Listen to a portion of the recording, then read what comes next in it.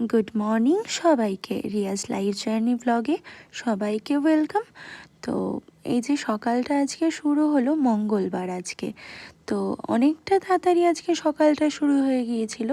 কারণ কি, কালই মা বলে দিয়েছিল যে আজকে তাড়াতাড়ি উঠতে হবে, কারণ কি আজকে যে সংক্রান্তি আছে। আর সংক্রান্তিতে আমাদের যে ইতু পুজোর ঘরটা হয়, জানি না কজন জানো, তো ওই ঘরটা আজকে লাস্ট দিন, 1 মাস ধরে পুজোটা হয়।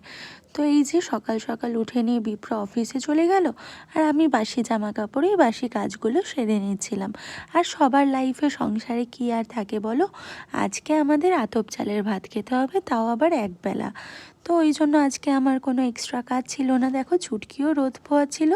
আর আমি ভাবছিলাম যে এবার আমি কি করি। তো কালকে যেই টবগুলো আমি পেন্ট করে রেখেছিলাম, আমি ভাবলাম ওগুলোর ওপরেই কিছু আর্ট করা যাক। তো ঘরের ভেতর বসে জানালার পাশটায় রোদ আসছিল ঠিকই, কিন্তু অতটা বেশি আসছিল না। আমি আবার ওইগুলোকে নিয়েই ওপরে চলে আসলাম। তো ওপরে এসে নিয়ে কি করব না করব ভাবতে ভাবতে এই যে একটা কমপ্লিট হয়ে গিয়েছিল প্রায়। তারপরে বড়ি দিয়েছিল আমার মা, বড়িগুলোও প্রায় শুকিয়েই এসছে।